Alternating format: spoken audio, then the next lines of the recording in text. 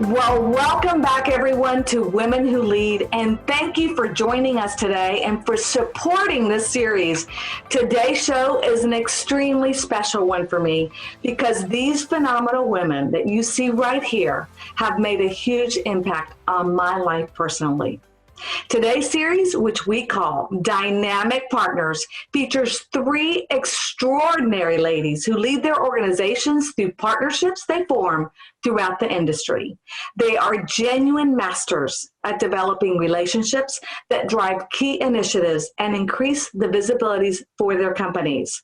But most important of all, they play a bigger role in that they are all examples of women lifting women.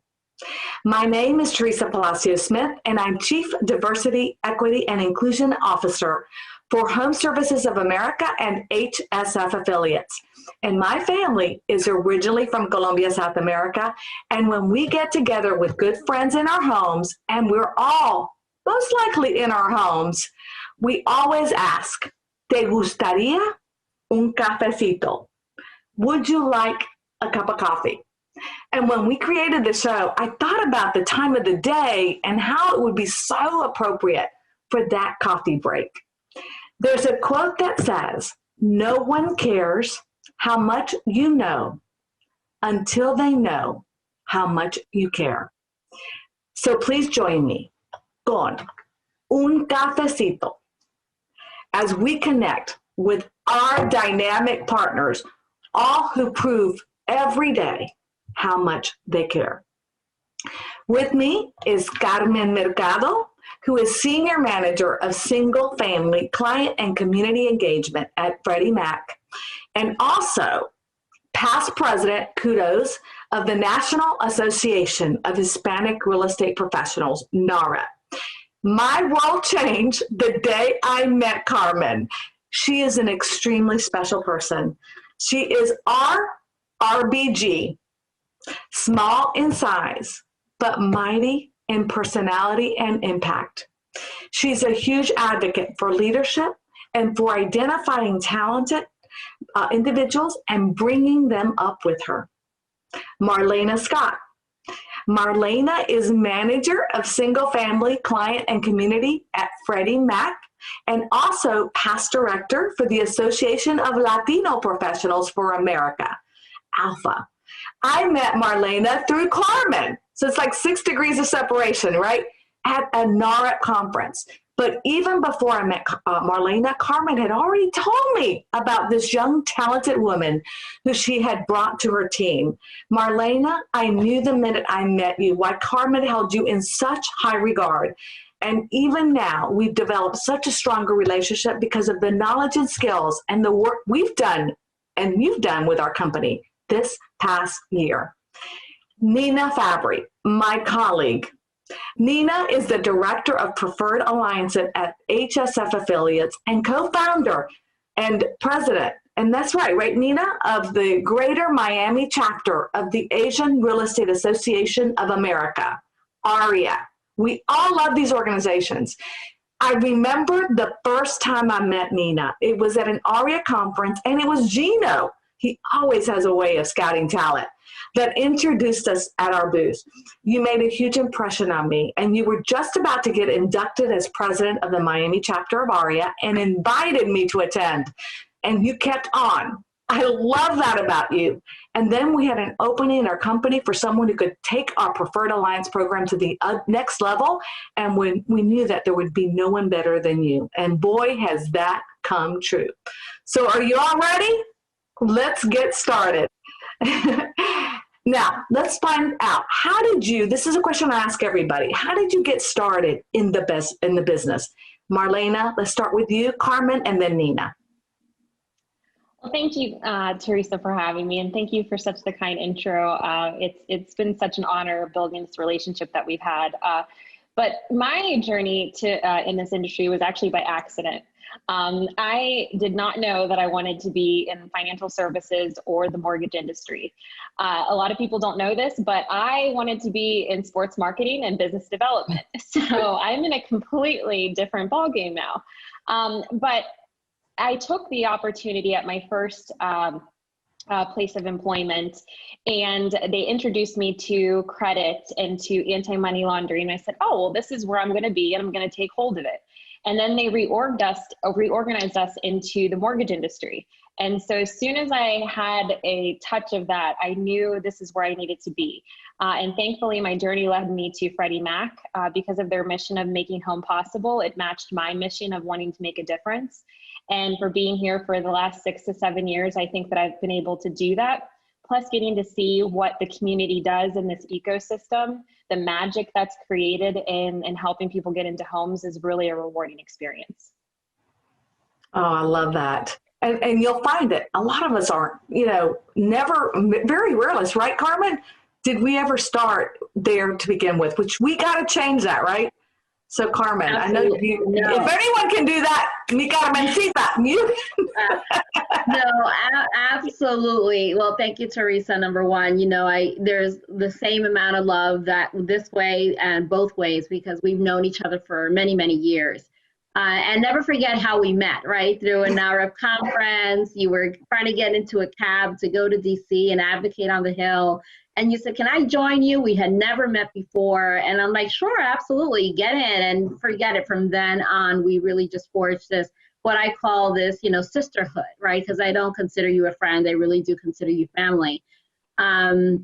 But how I got started in the business, I agree. We have to work on changing that, because most of us do join the business by accident.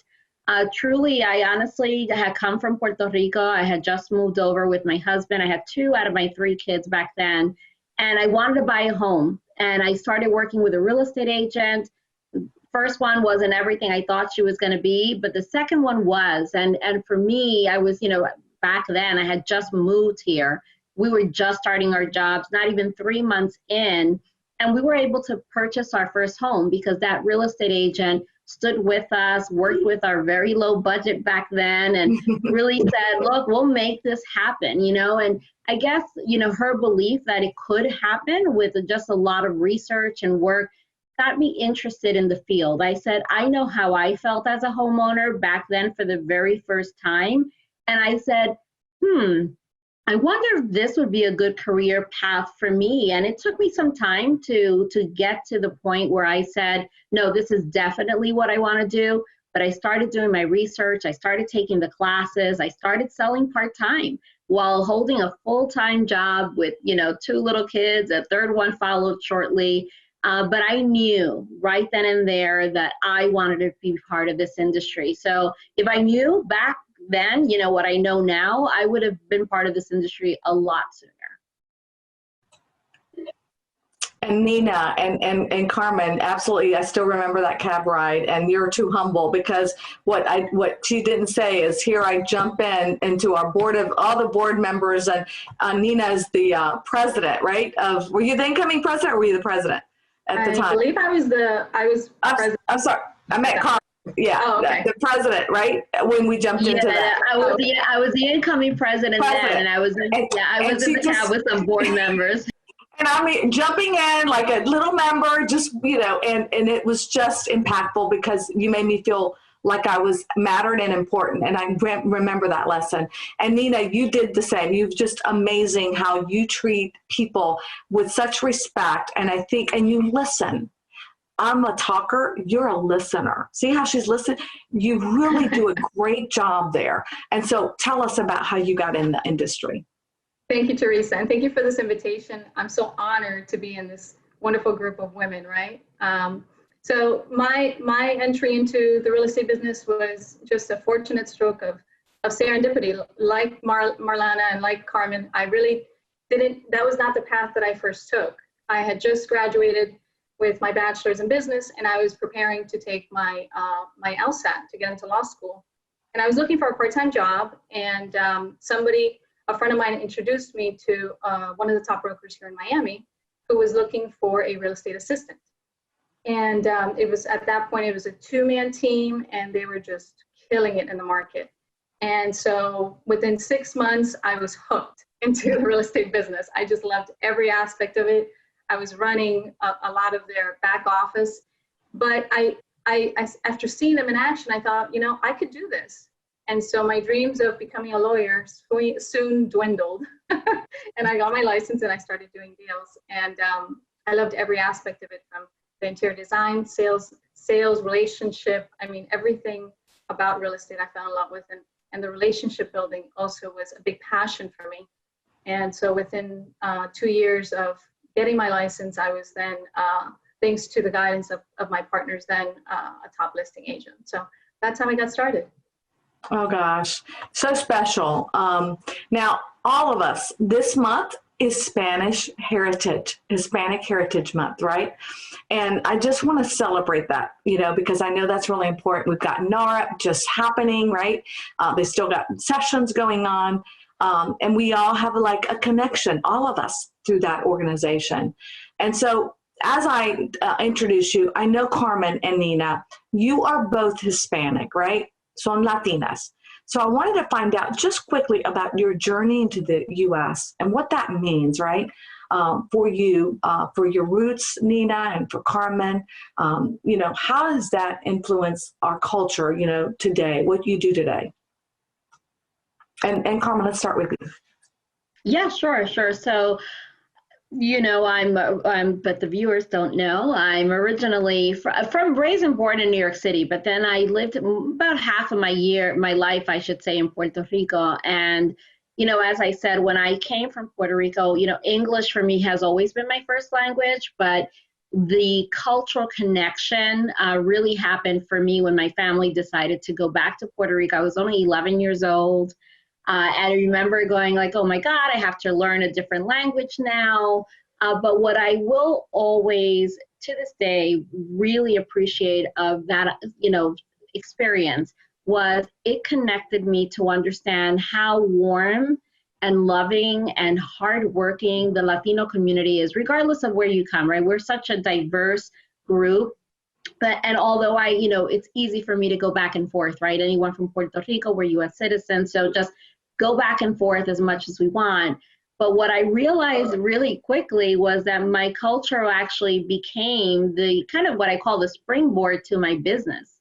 And Teresa, it really was accidentally, I have a last name, Mercado. I was the only Latina real estate agent in my office back then. And people would call me like, oh, I think someone's looking for you. They speak Spanish. I was a brand new agent. And I was like, sure, absolutely. So I really embraced that part of it, understanding that Latinos were really looking for homeownership, and they wanted to reach out to me because they felt an affinity with somebody else who was Latina. And it wasn't necessarily always about the language. Sometimes it was. Sometimes it was the language barrier. They really felt more comfortable speaking to me, in Spanish. Sometimes they wanted to speak Spanglish, right? And just be able to go back and forth. Like we said, un cafecito, right? And all of those things. It just helps kind of the relationship, strengthen the relationship when you have the ability to do that. Because it's like, I'm sure you've heard this, right? It's different when you're called by your name, right? When you hear your name, it's like a song to you, right? It connects you to who you are. So when you're able to do the same in any culture, but specifically Latino culture, we are warm. So and understanding that in the business, and that's how I really leverage. So when I used to meet Teresa families to show them properties, it wasn't just the husband and wife, let's say. It was their grandmother, la tia, the uncle, and it was like they all wanted to experience this, opportunity together. And so I embraced that. I remember, like you said, living in Puerto Rico all the time. And my neighbor would say, hey, come over, have a cafecito. They would have crackers and cheese out.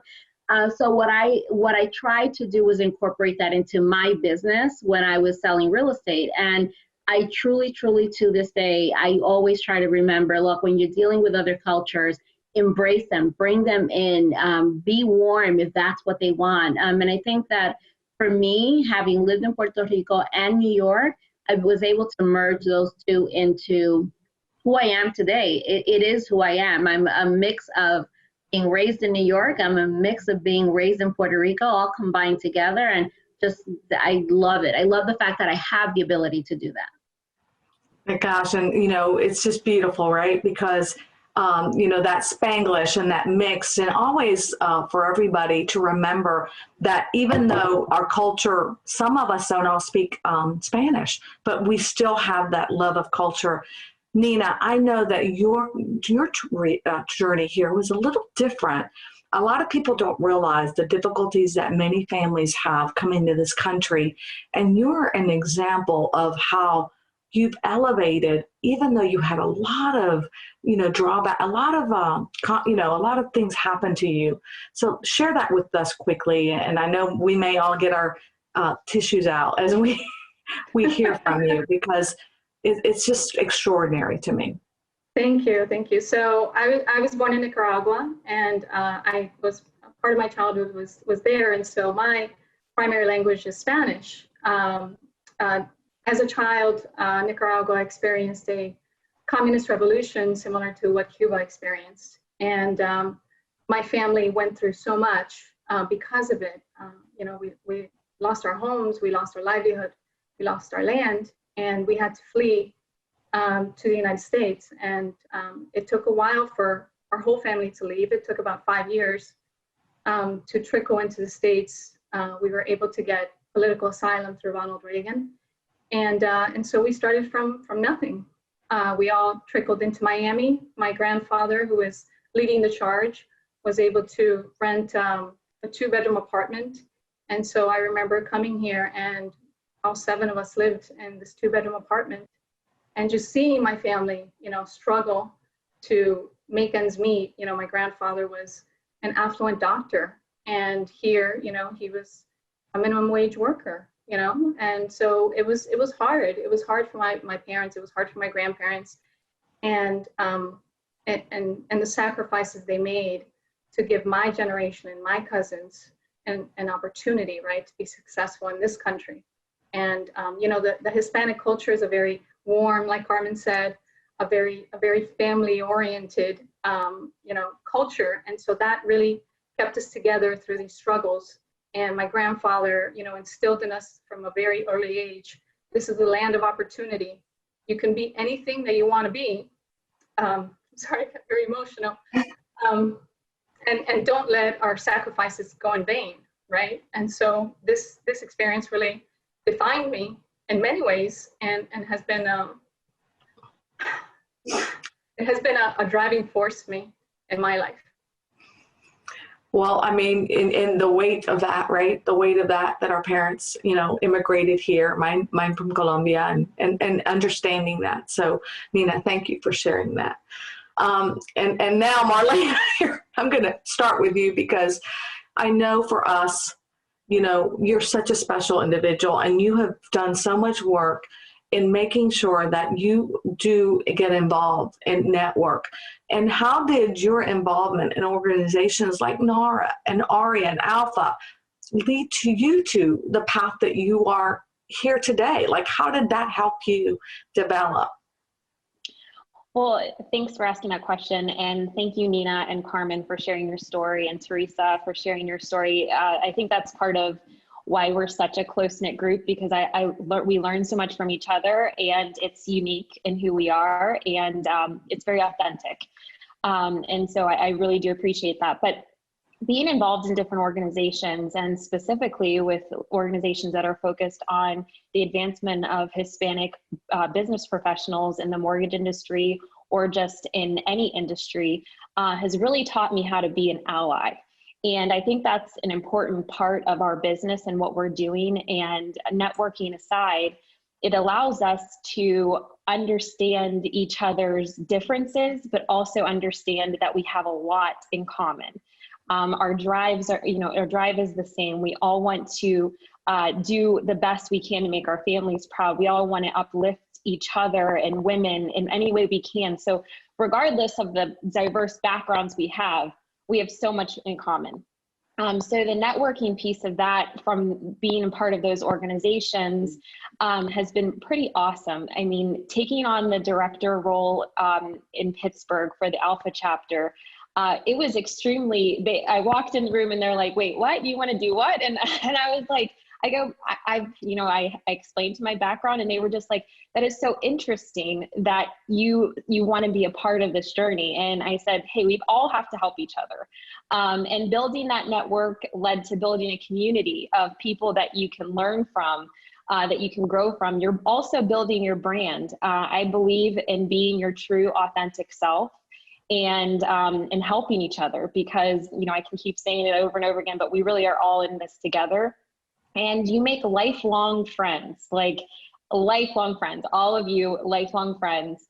And then even Teresa, with, meeting you at the NARUP convention and through Carmen, you made as much of an impact on me as I made on you. And I was just like, who is this warm Southern woman that I will never forget for as long as I live? But that led to us in our partnership with Freddie Mac and, the Preferred Alliance, and working with Real Living and Berkshire Hathaway Home Services. So this is the benefit of building your network, reaching out, stepping out of your comfort zone, and maybe being the only one, but still saying, hey, I'm going to keep rolling with this. And it's so, wonderful, right? That meeting and the leadership skills that those organizations have developed, and we'll come back to the academy that you started, because I want to make sure you get credit on that one. But, the Preferred Alliance partner, because Carmen, you and I talked about that. Marlena, you have just really worked with our network. And Nina, you've created this opportunity for a lot of companies that may not be aware of what we do and how we embrace and how we offer opportunities to bring in individuals, companies that can help us with our message, with increasing minority home ownership that's sustainable within our companies. So talk about what are an overview. What is the Preferred Alliance program? What does it entail? So that people that aren't aware of that can know a little bit more about it. Sure, absolutely. So think about Preferred Alliances as a toolbox of strategically curated products and services that we offer to our networks, right? To keep our agents and brokers competitive and thriving in this real estate industry that, let's face it, is constantly changing, right? I mean, technology in our industry just continues to disrupt our normal business. And so now more than ever, tools and partnerships such as the one that we have with Freddie Mac, right, with Carmen and Marlena, is essential to empower our agents to thrive and compete. Well, one of the things too that I think is really important to know about the Preferred Alliance partnership is that it's truly an engagement of our agents across the country. And the tools that, for me, I would have said 5 years ago, I have, except in 2008, when we really started to understand the impact and the importance of organizations like our GSCs, like Freddie Mac and Fannie Mae, and, that really, Ginnie Mae, and, that really impact the consumer, right? The back end, the loan, right? The guarantee of that loan. I had no clue what it meant. So explain to me the success of delivering those services and making sure what the pitfalls are, to making sure a program like what you're offering, to meet that. And Marlene, I'll start with you. What are some of the pitfalls and partnership that makes us successful? So I'll start with the success. So communication is really a key to a valuable partnership. That goes for corporate as well as personal, right? So it's being able to have those lines of communication open to understand where you align, to really understand what areas of opportunities, and to better, come up with goals and strategies that will benefit both partners. If there's not that communication, that leads to the pitfall of not really understanding the value add that the partnership that you have. Nina, you were talking about, bringing more content and things to your agent network. If we don't have that understanding of the value, then we're really doing a disservice to our members or our network, because we're not taking full advantage of that partnership. So that's one of the pitfalls that can stem from having communication. Or not having communication. And Carmen, anything you want to add to that? No. So Marlena covered it, but I think, when it comes to, you said it, a lot of people, especially in the real estate industry as agents, as a former realtor myself, sometimes you don't think of Freddie Mac, you don't understand the alignment, right? And you're like, why is Freddie Mac speaking to me or reaching out or providing content about, loan products or resources? But I think there, Marlena and Nina both, and you talked about it, is really understanding it's about the communication. Although we don't lend directly, we are part of every single transaction that the real estate agent is having at the front of the sale. Because if it wasn't because of the GSEs like Freddie Mac, we provide liquidity in the market. So what we really do is we provide, liquidity to the lender. So if you're working with a buyer, most likely they're going to need a loan, right? The majority of individuals finance their property. So they need to make sure that the lenders that they're working with continue to be able to have money to lend to your borrowers. Because if the lenders weren't able to sell those mortgages back to Freddie Mac and we go into the secondary market and find investors, they would only be able to lend to the capacity of their pipeline, right? And it would end. So it would impact your business every single day directly because your buyers wouldn't have access to financing. And that's, huge in America, right? We need a 30-year mortgage, especially for low to moderate income buyers. So the way I see it is in terms of the communication and successes is the more you've done a phenomenal job with this in terms of bringing your agents up to speed. As long as your agents and your network are really well versed about the programs and resources that are available, it makes them that trusted advisor, right? So if I'm a buyer, I want to go to an agent who knows a little bit about everything, right? Who can help guide me throughout this process. They may not need to know every detail about the loan, but Teresa, I want that agent, the one that helped me, buy a house, understanding that I didn't have 20% down payment and be able to say, don't worry, we'll work through this. I have a network of individuals that can help you, a lender who understands these kind of programs. That's what we're trying to do. We're trying to put in front of your agents that kind of knowledge, because knowledge is power and it empowers them to be able to do better business and more business when they're meeting with buyers who maybe need a little bit more just education. So I think that from a success standpoint, that is definitely the success, is take it all in, take the content, and then turn that into business opportunities in your local market. Well, and Nina, for us is engaging our agents so that they really learn a lot about the programs that are offered at Freddie Mac. And so some things that we do, if you could just kind of elaborate for our agents that are out there in the business to talk about.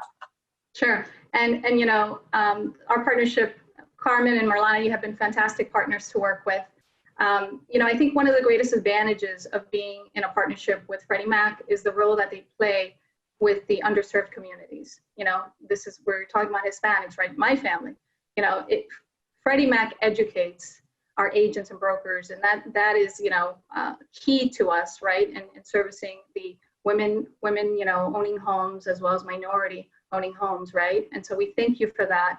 And they are always so willing to come to our conventions and educate our agents in our seminars, right, in our university sessions, or hold webinars to talk about, what, current events in the mortgage industry. So that has been, I think, a mutual benefit to this partnership. And right now, Marlana, I don't know if you want to talk about it. We're currently working on the industry survey, and it's something that is going to be sent out through Berkshire Hathaway Home Services as well as Real Living. And that was actually launched yesterday, right, Marlana? Yes, so we launched our industry survey, and just to give a little bit of background, thank you, Nina, for mentioning it. So in 2016, we had a survey focusing on industry professionals, and of course, we know that a lot has changed in the real estate market. So we thought, Carmen and myself and some of our teammates internally, we decided we need to revamp this and to send this out to see what's going on now. Specifically when it comes to the impact of COVID-19. We know that it is shifting, and it did shift a lot of what real estate professionals are doing. So we have launched the industry survey. All of you should have received the link. It's actually going to be open until October 13th. So you have plenty of time. It takes about 10 minutes of your time, but just engaging with us in that way is going to allow us to create strategies on how to be a better partner, to identify any gaps that maybe the agents need in regards to what Freddie Mac is doing and understanding our role a little bit better. So we're really excited to be launching that and partnering with you guys on that. 10 minutos, 10 minutes, everybody. As leaders, right, this is why this is important, why we're getting this message out, because we realize, there's a huge gap. There's a huge gap for Black and African-American homeownership. There's a huge gap in the Hispanic market, and in minorities. And we realize and understand that you're the change makers. You have to tell us, how can we make it better? You're working out the field, you're working with these buyers. So that's my message. I got to get it out because it's really important that you respond. Plus, there's 2 questions in there in our survey that I want y'all to answer, because it's really about networking and making sure that you, as realtors, as part of our messaging, that you have the right organizations that you're connecting with, and that we value what's important to you. Because sometimes we think we know what is good. We want to hear from you. So I'm going to switch gears right now, right? Because we want to talk about leadership again, right? How do we, talk about our professional growth, about the, how do you seek that opportunity for yourself, and how do you bring others up? I think that this is something that really resonates with all 3 of us, right? All 4 of us that are on the screen. So tell us about that. And I'm going to start with you first, Nina, and then I'll switch to Marlena and Carmen. We'll wrap it that way. Sure. I mean, I've been involved at this point in, running the RE Miami chapter, be involved in starting a real estate brokerage. And I've had numerous mentors over the years, frankly, that have helped guide me and steer me, and that I could bounce around ideas with. And there's frankly not enough time to mention all of them and really go through all of it. I've been very fortunate, but I think the most influential leadership at this point for me is all the leaders at HSF affiliates. I mean, you, Teresa, have been an amazing, guiding light for me, and someone that I really look up to. Gina Lafari, of course, Michael Jalbert, Alan Dalton, Chris Stewart, are just amazing individuals that have helped me and continue to help me as I continue, in my career path. And I am just so thankful and so grateful to be surrounded amongst such leaders in the industry. My heart make me cry. Marlena. So I would say on the path to developing yourself, just going through my journey, because it is a little bit different than being a real estate agent or being on that side of the business, there's a little bit more corporate collaboration that is needed, if you will. So what I did to keep moving and to also take on some of these other roles and meet some great mentors, as Nina was talking about, I asked for more work. I went ahead and did maybe not the most glamorous jobs, but or tasks that people might not want to do. But what it does is it introduces you to other people. You get to interact and you get to listen, as you said, as Nina was saying earlier, and observe and learn. And then that's how you grow. And that's really what's added to where I'm at today. And then of course, working with great people, I call it, a community of greatness. You want to make sure that you are surrounded by other people who uplift each other, who are passionate about what they're doing, but also can hold you accountable. And I have to say, I have had a lot of mentors as well along the way, and Carmen has been one of those. I've learned so much because I wasn't on the customer facing side of the business in working with realtors. And I learned just the growth that I can actually look back a year and a half ago and say that has happened. I have to, give kudos to Carmen as well as, Sam Luna, because they really took their time with helping me grow along the way. And then also, I think one thing we figured about on our career path is that through our work, we then develop sponsors. sponsors you don't ask for sponsors. They find you, and they are looking at your work ethic, your character, you know, what you bring to the table, and they're the ones advocating for you while you're not in the room. And that really is key to, you know, to keeping, you know, moving forward. And just, you know, like I said, that circle of greatness, surrounding yourself with good people. I love that. Carmen? You know, I have to, you know, kind of really agree with everything that has been said. You know, for me, not having really been in the industry, for me, my mentorships or my examples of leadership really did come through NAHREP, right? The National Association of Hispanic Real Estate Professionals. You know, I started at a local level like Nina did with ARIA. And it was really, you know, I like what Marlena said, you know, it's about expanding your network. So a couple things that I will say is, you know, sometimes you may not necessarily find either an advocate or a leadership opportunity directly associated to the role that you're in.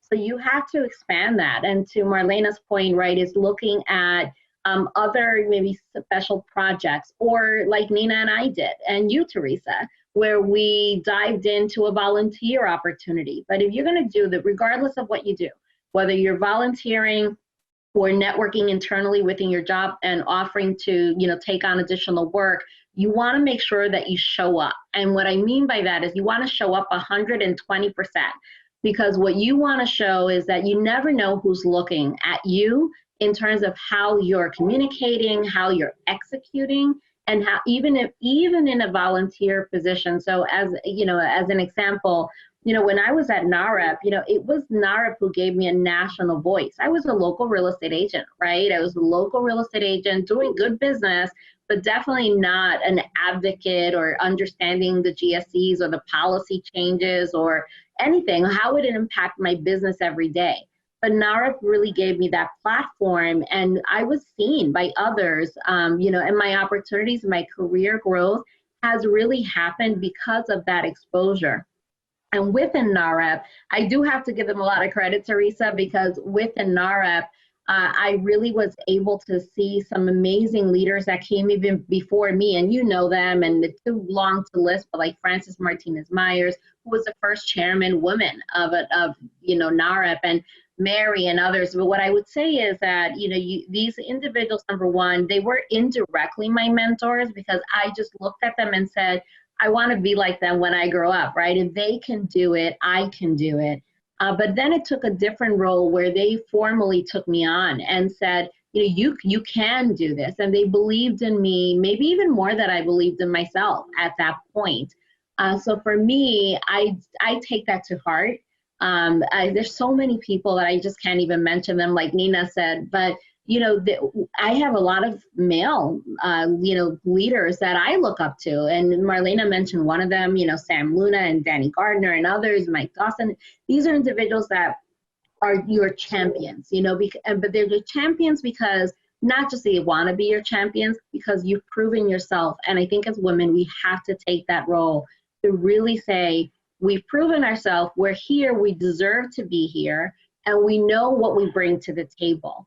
But at the same token, last thing I'll say and pass it back to you, Teresa, is we should always look at how we can help bring others along the way. And honestly, my best compliment would be to see someone who I may have mentored directly or indirectly surpass me, where I can see them, you know, in even a larger role, and you know, just keeping an open mind that we should always help each other. To parallel, move up, or just bring up others that we can. I think it's extremely important and extremely necessary. Oh, wow. Just, can y'all see why? This is such a great group. And also how they've influenced me. And Carmen, I just have to give you that, because you were somebody that was an advocate for me, took me on very early on, made me know and believe in myself. And to this day, you know, we all have those people that we go to. Nina, I have conversations before, hey, what should I do? You know, I'm at this path, or should I take this? Or, and you know, obviously all three of you are women that we can talk to. And also, Carmen, for you, you know, I've called you and I've had my lowest moments and I'm like, what do I do? Where should I be? But that's what we need, because your legacy is not how well you did, it's how well others do, that you are able to influence, even if it's just in a bright spark in that moment, that you made them believe in themselves. And I think that's what all of you do for me, and Carmen, you especially, for the work that you've done with me. So I just want to make sure I give you a shout out. And I know you've done that too for others. I know Monica Lacroix, right? We all know Monica. I got to give her a shout out there because I know she'll be watching. And all the other people that you've influenced and touched, Carmen, and made such an impact with. So I'm going to ask, we're almost running out of time, but I want to ask one important question, and that's with Nina and with Marlena. You are our millennials, right? And you know, so what advice, you know, would you give to young women, right, that are, you know, coming behind you, or that, you know, to what they need to be doing? Because I think in my personal experience, we need a stronger sisterhood. We need to bring each other up. And that doesn't always happen, you know, for women of color. And let's just be out, you know, obvious and honest, because sometimes we get a little catty or jealous of each other. That happens quite a bit. And so sometimes they're not always our best friends.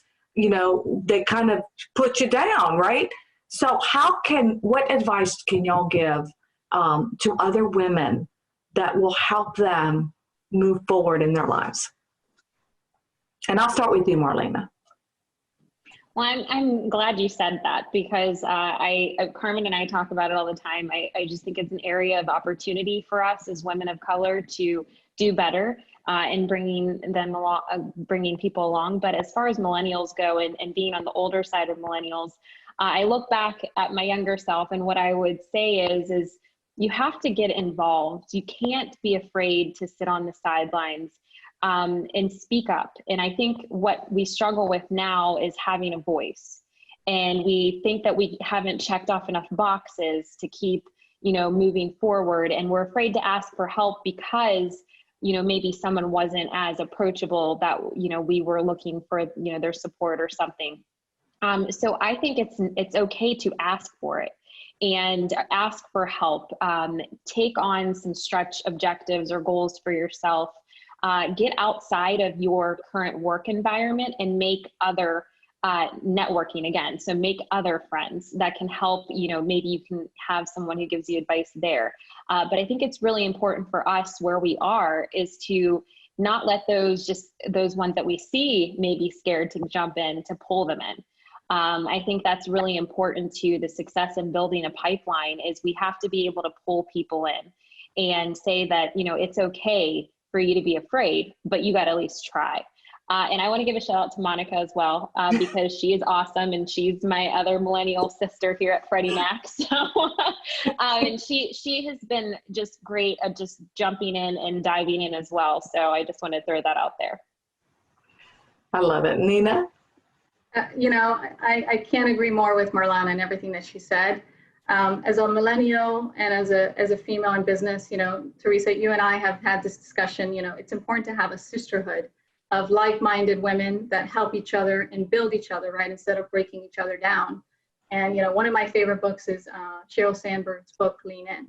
And she says in there, don't underestimate your abilities. You know, we so often as women and, you know, minority women in business, we face opportunities and we don't have confidence in our abilities, and we should, you know, and if I had anything to say to my younger self, right, is don't allow your self-doubt to stop you from taking new opportunities, right? Enjoy the journey, because so many times I was introduced to an opportunity and I found there's a challenge and I took it on and I conquered it, but I didn't take time to enjoy that achievement, right? Because I was like, okay, gotta move next, gotta keep moving, you know? And so enjoy the journey. It's not an easy path, but it's fulfilling and it's rewarding, and you're only going to grow.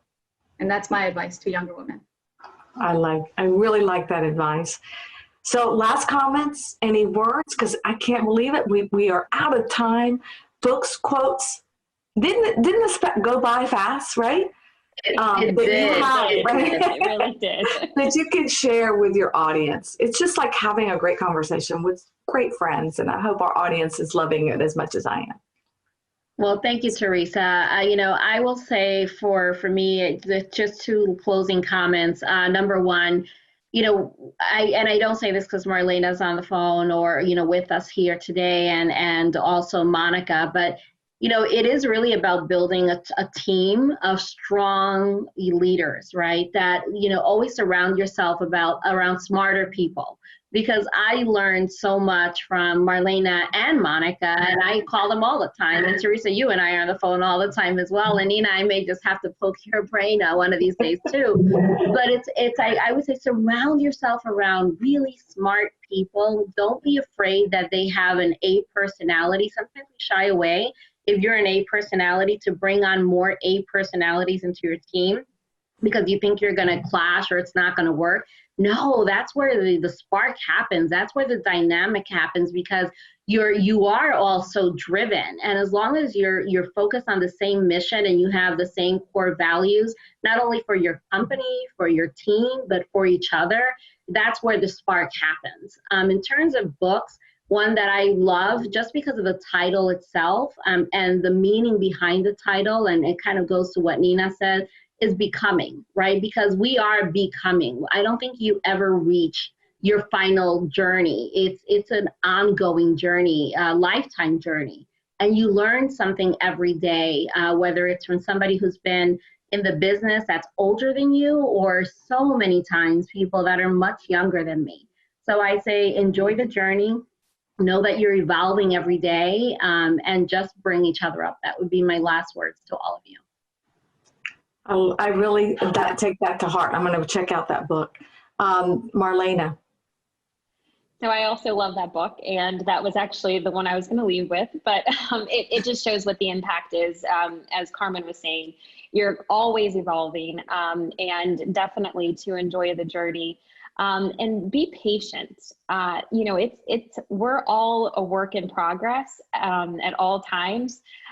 Sometimes it takes a while to uncover the diamond, but eventually we get there, and it's okay to fail. It's okay for you to have missteps. Don't let that get you off course with what you are aspiring to be, because we've all done it, and it's just get yourself up and brush yourself off and try again. And I have one quote that I really think it represents me, but I think it represents so many of us, and we should definitely try to do this. But it's from Maya Angelou, and it says, "My mission in life is not to merely survive, but to thrive, and to do it with some passion, some compassion, some humor, and some style." So I want to leave you with that. I hadn't heard that one, so I like that. Nina? So one of my top books, I would say, is Lean In with Sheryl Sandberg. And some advice, I'd say, just don't let your self-doubt get the best of you. Take on new challenges in your career and go out and make your own destiny and take a seat at the table. Wow, what a way to end this. You all now see what I've seen all along, right? Your eyes are open to these great, talented women. I received a beautiful plaque from Bob Watson when I first started the show, which totally took me aback. Everyone knows Bob Watson runs our global training network. He's vice president of it. And this is what it said on it. And it just really touched me. When women support each other, incredible things happen.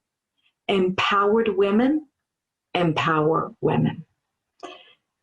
Please make sure you comment, like our page, join our YouTube channel, and join me again October 14th, 2 weeks from today, when we zoom in. And that's when Women Crush Wednesdays, right here on this Facebook channel, when we're going to feature our luxury market leaders. Joining me is going to be Christy Budnick, President and CEO of Berkshire Hathaway Home Services Florida Network Realty, Ellie Johnson, President of Berkshire Hathaway Home Services New York Properties, and Lori Lane, Senior Vice President, Luxury Collection, New Homes, Corporate Marketing, City House, all those for Berkshire Hathaway Home Services Georgia Properties. We're going to have a great show. Thank you for watching the show, and please to remember, always, always bring other women up the ladder as you climb to the top. Thanks again, and see you all in 2 weeks. Thank you.